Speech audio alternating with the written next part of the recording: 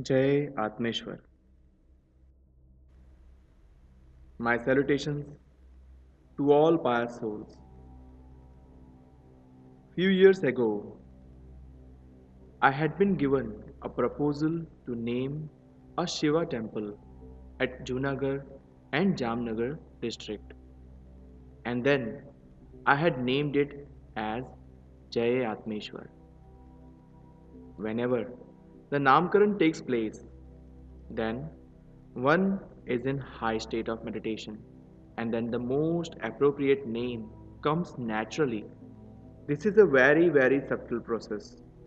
Today morning, I felt that the naming process is a truth, and thus, truth can be experienced only when we realize that there is Paramatma. And this Paramatma is not outside, it is actually inside. And because it is there within us, that is why we are existing, or else we would have been called as dead bodies. See, whenever we are tired, we say, my body is exhausted. That means we know it very well that we are not just a body, we have an existence beyond the body. We also say we have a mind in which I get all kinds of negative thoughts. That means we know that we are not only a mind, our existence is something else beyond a body. At times, we also say that my soul is fully satisfied today. I have experienced inner bliss today. It means that I know I am not a body, I am a soul. And I have taken this body in order to face the karmas of my past life. And why did the karmas took place in the past life? It is because we had thought in that manner in the past life. Whatever I have thought in the past has given a direction to my life in the present.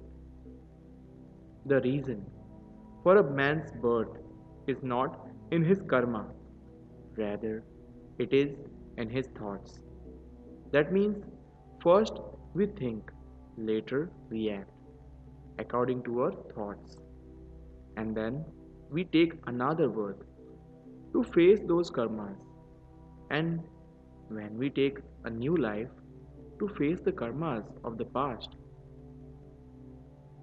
we forget that we have to surrender all the karmas. Rather, we keep on accumulating more karmas in each life.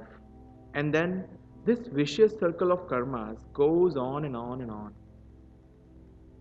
And we keep on taking new births.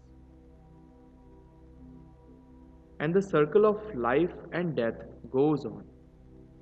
Things which we believe is religion is actually not a religion. It is our method of worship. And we have wrongly assumed it to be a religion.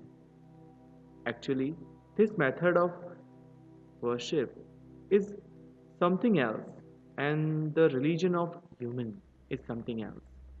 All humans have a common religion, and that is Manushya Dharma, which is humanity. And also remember, all humans are equal and one. All these methods of worship are based on the teachings and preachings of the theory of karmas. Also, all these methods of worship have within themselves the direction for what to do and what not to do. So now the question comes, what is a bad deed and what is a good deed? And if everything is a deed, then where is the place for Paramatma? Where is the place for God? See, all the methods of worship inspires one to do good so that one becomes cultured and good. If humans do good, then in the next life they will get happiness. And if they are involved in bad karmas, then they would be unhappy in the next life. That means these methods of worship are only making humans cultured and happy. Therefore, This subject is very deep. And have you ever thought about the subject from this angle? I don't think so. I think you must have thought from this perspective because in this process there is no place for man's salvation or there is no place for Paramatma and the preference is only given to karmas. The core idea behind the karma chakra is thought which inspire one to commit this karma. And behind these thoughts is a collectivity. Your thoughts arise from your collectivity. The kind of thoughts you have depend on the collectivity you are in. That means the core of all problems is our collectivity and the kind of people we stay with. Or to be more precise, where is our chitta and attention is. This factor decides whether we will gain good or bad energy because we receive through our chitta. Therefore, that chitta is very, very important. What is this chitta? Chitta is the energy, the eye of our soul. Because whatever the chitta sees, it keeps on sending it to our soul. That means there is something more important than where we are or which situation we are in. Thus, where is our chitta is more important than anything else. Usually, our attention is outside throughout our life because there are innumerable situations and opportunities which pull our attention outside. Mostly, we keep it in things which we haven't received or which we haven't enjoyed. And once we have received those things, then despite enjoying it, it is not necessary that we will be satisfied because all these things are temporary.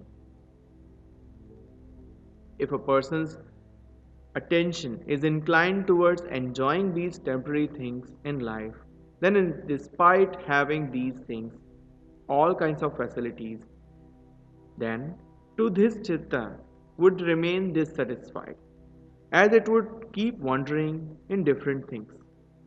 It would go after money, and this desire for accomplishing wealth is never satisfied in life. Due to this, he would keep on accumulating the wealth and will forget to enjoy the wealth. There are few exceptional people in this world who realize that there is nothing in accomplishing wealth and make up a pure wish to get out of this circle. And they are able to realize this thing only when they get a good spiritual collectivity. And if they are unable to get one, then they waste their life in accomplishing only materialistic things.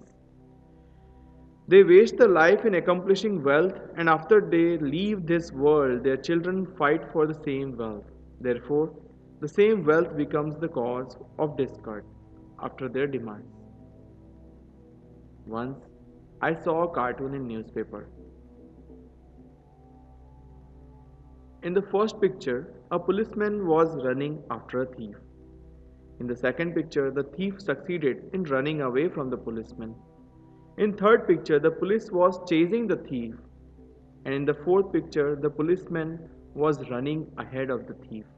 That means the policeman had started his journey to catch the thief and later he had even forgotten that why was he chasing the thief after all and rather had started competing with the thief and started running ahead of him. Human life is also like this cartoon. A human keeps chasing wealth and he accomplishes money so that he can receive happiness in his life. But in this race, he forgets to identify what all he has been chasing. And he keeps on running and running and running, and this race of life never ends. Wealth is an active agent.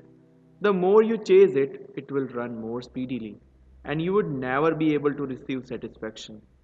If you attain satisfaction, which is denoted by Lord Vishnu, then wealth, which is denoted by Goddess Lakshmi, will automatically follow you.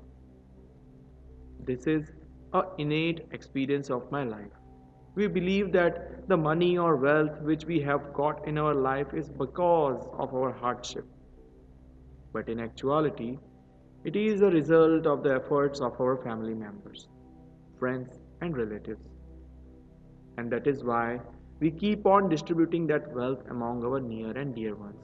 So that this wealth is not accumulated like the water in a lake because the stagnant water stinks. Rather, the water of a river which keeps on flowing is fresh. So, our wealth should be like the fresh water in a river which keeps on flowing. And this ever flowing wealth is like the pure and holy water of river Ganga. Just like the desire for money and wealth is never ending desire, similarly, lust is also a never ending desire. One should have a control over wealth or lust. It is easy to get rid of these desires after having enjoyed them to the fullest. But if one is able to get rid of them without sinking into them, then it is certainly a result of one's past life penance or sadhana. Effect of this sadhana is also on the present life, and a good example of this is respected Saint Kabir Sahib. He had lived among the poor and realized that it is pointless to accomplish wealth. People understand this fact after chasing wealth, but Saint Kabir understood this thing while staying in the midst of poverty. During his times, it was very difficult to admit that it is pointless to search for Paramatma outside. Rather, one can find him within oneself because at that time the entire society was searching for Paramatma outside. And till date, our society is looking for Paramatma in the outside world, even after so many years. There has been no change in the ideology of the society. Actually, if we see, nobody is looking for Paramatma. Rather, everyone is remembering Paramatma in order to solve one's own problems or for one's own selfish interest. And this is the truth. You may take your own example. See, whenever you are in a problem, then you remember Paramatma or prophets. That means if we remember Paramatma every day, then it is easier to come out of the problem.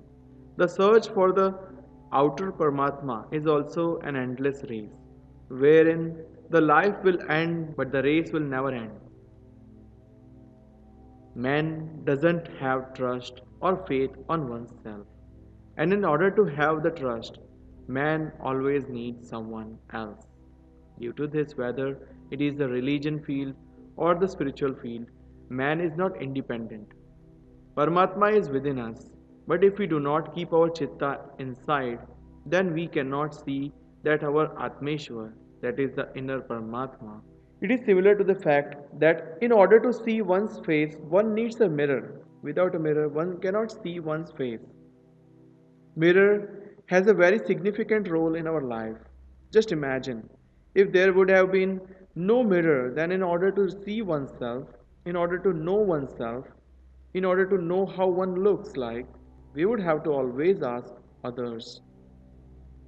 And on the basis of their description, we have to imagine how we must have looked like. And we would have always had a deep desire to see our face. Even today, we need a mirror to see ourselves. Before going out, we regularly see our face in the mirror. You must try this technique. You may look deeply into your eyes in front of the mirror while you are naked. With this practice, you would reach closer to your soul and you would recognize what are the different effects which have taken place on your soul. You would also recognize the different boundaries which are imposed on your soul. What does your soul wishes to tell you? What are its suggestions for you? If you try this practice, then after some time you will realize that you are unable to see your body and you will only see your soul. And in this situation, if you ask a question pertaining to any of your problems, then you would receive an answer from your soul. And this is only possible if you have realized that you are a soul and if you have established a connection with your soul. It is seen that each of us is absolutely alone in the bathroom. And at that time, we are very close, connected with our soul. There are two reasons for this. First, we are absolutely alone, and second, there is no pressure of clothes on our body. Due to this reason, we actually receive positive thoughts in bathroom, and this is my personal experience. You may also try and experience this truth. And this is also correct that you are in front of a mirror, then you realize how crude, how selfish, greedy you are. Actually, it is not the mirror which tells us all this. Rather, the mirror is a medium through which our soul tells us about the flaws within our body. And for this, you must be in a close association with your soul. The medium of Paramatma is also like a mirror, which has nothing of its own. But if one goes in the proximity of such medium, by removing the outer covers of name, caste, religion, language, color, gender, then one could also have the darshan or the glimpse of one's soul, which is called Atma Darshana. With this Atma Darshan, you would understand that who you are. Due to this reason alone, one experiences that whenever one goes in the proximity of the medium, then some sadhaks experience fear. Actually, it is the fear that is residing within them in the reality, and the same fear is reflected back in front of that mirror or the medium. But remember, the cubs of lionesses are never afraid of their mother. And this fear is the reflection of the fear which is residing within the sadhak, and it enlarges when the sadhak comes in front of the medium or the guru. Some sadhaks are always praying for something or another in front of the subtle body, narrating their sad stories, and they avoid coming in front of the medium. This is so due to the fact that in order to have darshan of the medium, one needs to have a good spiritual state. Because without a spiritual state, it is impossible to have the darshan of the medium. Your soul is Paramatma, and once you have this knowledge, then it is the uppermost limit of spiritual state. After attaining this spiritual state, one doesn't feel like attaining anything in life, and one starts experiencing Paramatma within oneself. After this, one becomes one's own guru. The core aim of Samarpan meditation sanskar is that every human should attain such a spiritual state. And in order to help every human to attain this state, the Himalayan saints for the past 800 years have been practicing regular sadhana and have developed the experience or anubhuti. After attaining such a spiritual state, one experiences that one could gain all kinds of knowledge from within. One starts receiving guidelines from within regarding what to do and what not to do. And this is the sole purpose of all methods of worship. And this high spiritual state not only lets you know what is right and what is wrong, but rather it also prevents the body from actually committing the wrong deeds. Actually, after attaining such a state, one experiences that our soul has complete control over our body, and the soul is the driver of the body, which is a car, and it drives the car to the final destination, which is salvation or moksha. When the control of the car is with the soul, then the soul would never take the car on the wrong path, and the car would also not have any accident. After attaining this spiritual state, one realizes that all the decisions are taken by the soul. One doesn't have to do anything. All the thought process has ended. All the desires have ended. And one experiences that Paramatma has given me so much of inner bliss which one had never imagined in his life. Then one realizes that without asking if Paramatma has showered so much upon me, then what is the point of demanding? What is the point of thinking? Then one experiences complete satisfaction in his life. It is not so that whatever the sadhak desires is fulfilled. Rather, the sadhak remains fully optimistic and feels that if he has not attained certain things, then it is okay for him. Because had he got it, then it would have been a kind of a hurdle in his spiritual progress. Many sadhaks have had such an experience, wherein they must have realized that the things which they are too much attached with, if that reason is removed, then though one is disturbed for a little while, but once the attachment and when one makes spiritual progress, then one realizes that this attachment was a hurdle in my progress. And in this manner, the soul, that is the driver, takes the car to its own destination and doesn't halt at the station, which is the attachment. If a body has an attachment towards anything or any one person, then it is not good, and this attachment serves as the biggest hurdle in our spiritual progress. And this fact is only known by the soul. I would like to give you an example of a sadhika at this moment. This sadhika had a son as her only child. She used to think of her son throughout her life. She had sacrificed many programs, moments of happiness for him, and was fully surrendered to her son. She had even forgotten to take care of her husband at one point of time. She had also forgotten to take care of her own self. It seemed that her entire world had surrounded around her son. The sadhika tried her best to educate her son and invested all her time and energies for the better future of the son. In each and every situation, she stood by her son.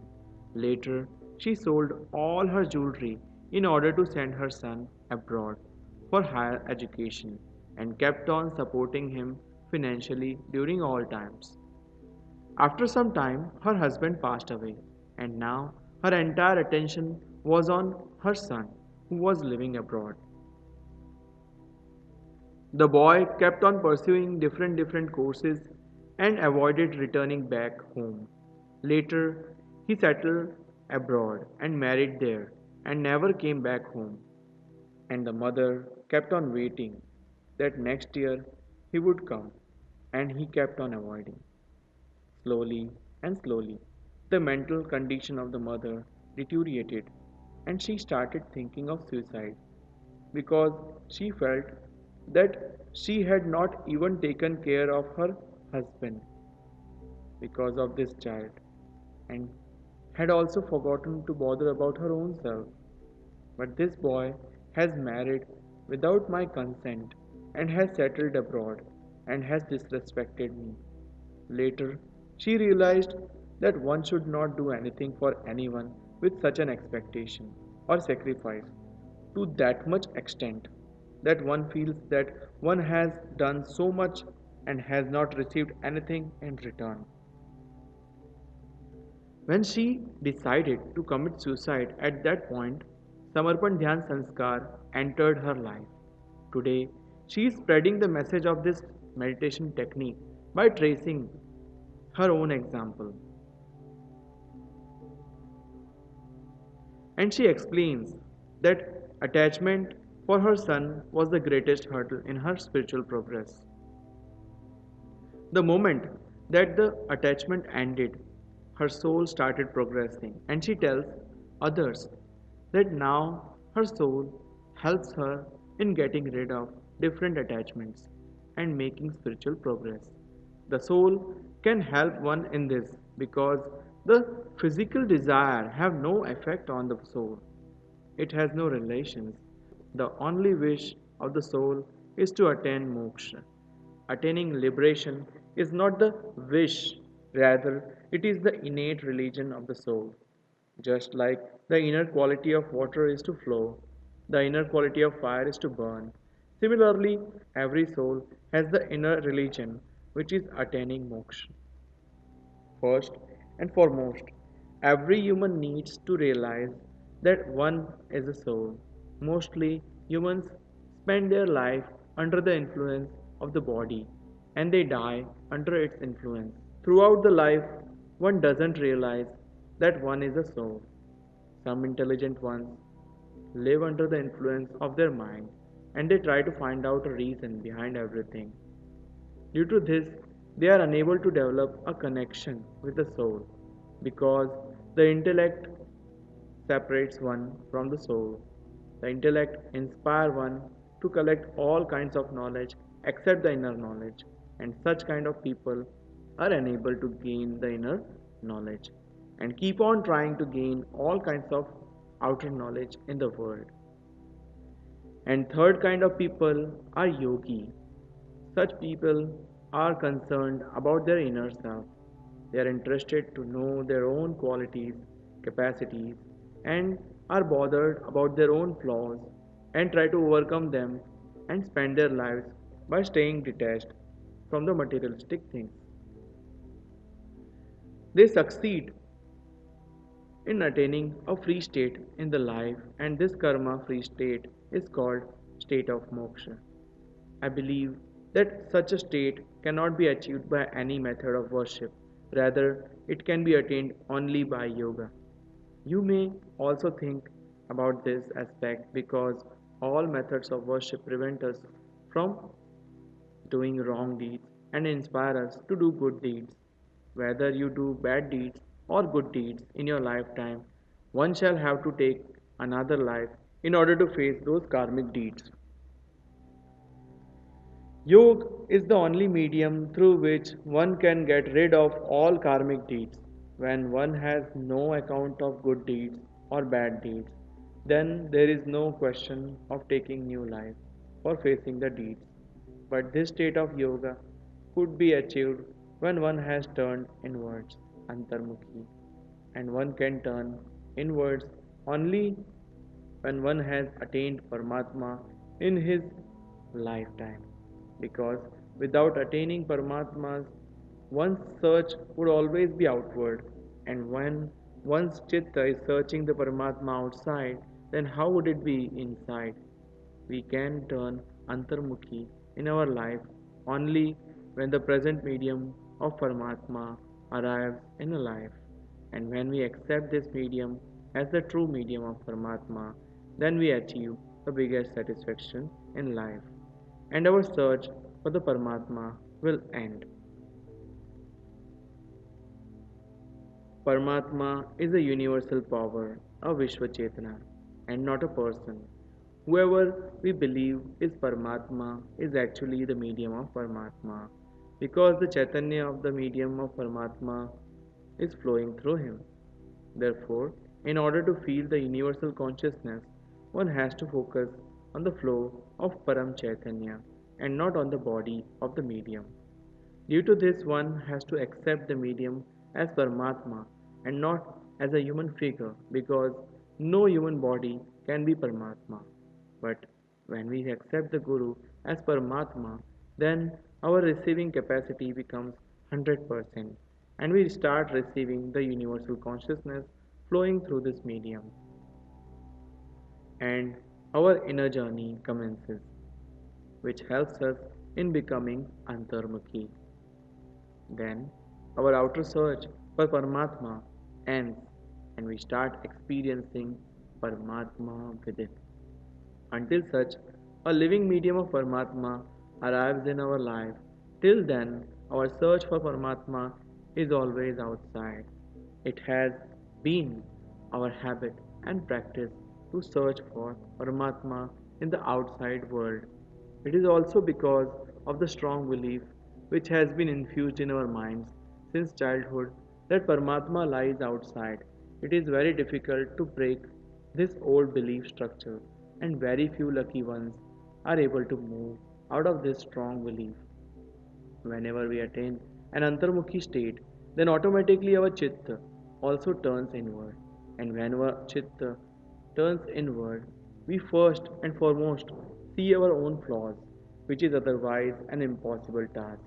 And as soon as our chitta is focused on our flaws, we start rectifying them. And further, the bad qualities which we have developed due to an extrovert chitta also add. Due to this, chitta becomes very strong, and slowly, the soul starts controlling the body, and sometimes the body faces the karmic deeds of the past life. But after some time, these past life deeds also ends, and the soul overrules the body. Later, all the good or the bad deeds are accomplished by the body without the ego, and due to this karmic deeds are not attached with the body. And later, a stage comes in one's life which is called as karma free state, and when all the karma free state ends, and when all the karma deeds ends, then there is no reason for taking a new birth, and man attains moksha in his lifetime. Moksha is a spiritual state, and this state has to be attained by a person during his lifetime, because for attaining this state one needs a human body. Whether you consider the human body as a garbage bin or a baggage of bones and muscles, as considered by many ascetics, still it is the truth that without the body it is not possible to attain state of moksha. Our body is a medium through which the state of moksha could be attained. We are fixed in this birth and death cycle out of curiosity. Until we turn inwards and antarmukhi, we would not be able to come out of this vicious circle. Nobody from outside can pull you out of this circle.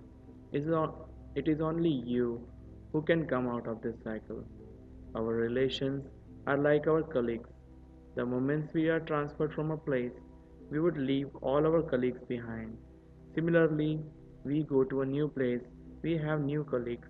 In the same manner are the relations of this body. The moment we acquire a new body, our old relations are left behind and we make new relations. It is the truth of life that with new life we make new relations, acquire new religion, new worship methodology, new languages, and new narration. This fact is known by all humans, still we waste our valuable time in these human created notions.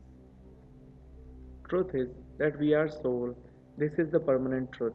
Everything else is impermanent. We attain the knowledge only after receiving inner knowledge. Inner knowledge is gained by self realization.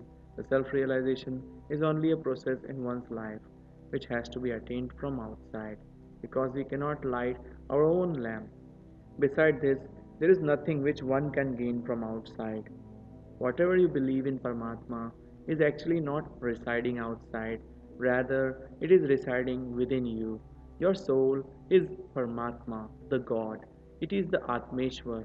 This is the only truth. The soul is the Atmeshwar. After realizing this, the search for Paramatma ends. I have found Paramatma in this life is the biggest satisfaction. The spiritual progress begins with the curiosity of knowing Paramatma and ends with attaining Paramatma. Paramatma is the beginning and the end of our life. Having self realization and maintaining the state of self realization is an altogether different thing, and many lives are spent in this process. Those who have experienced this have suggested an easy way out, that is, Guru Sakshat Parabrahma, meaning you must completely surrender yourself to the Guru so that there is no individual identity of yours. Whenever your soul aligns with the soul of the Guru, then whatever Gyan, whatever the knowledge Guru has, automatically is transferred within you. The Chaitanya, the consciousness which will be attained by the Guru shall automatically reach you, and further, the karma free state, that is the moksha, which shall be attained by Guru, would also be attained by you. But this is only possible when you completely surrender your life to the Atmeshwar within you, because the pathway to reach the Atmeshwar of the Guru goes from the Atmeshwar within us. It is not sufficient to just know this thing. Rather, it is very significant to remember this thing in our daily routine and in each and every moment of our life. Just like a pot is filled with each and every drop of water, similarly, by remembering the Atmeshwar in our daily routine, we are practicing the regular sadhana, the regular meditation, taking each and every moment of life in an optimistic way is the actual sadhana, the actual meditation practice of the Atmeshwar. I pray to Paramatma that may all of you be able to experience the Atmeshwar residing within you. Lots and lots of blessings to you all. Your own Baba Swami.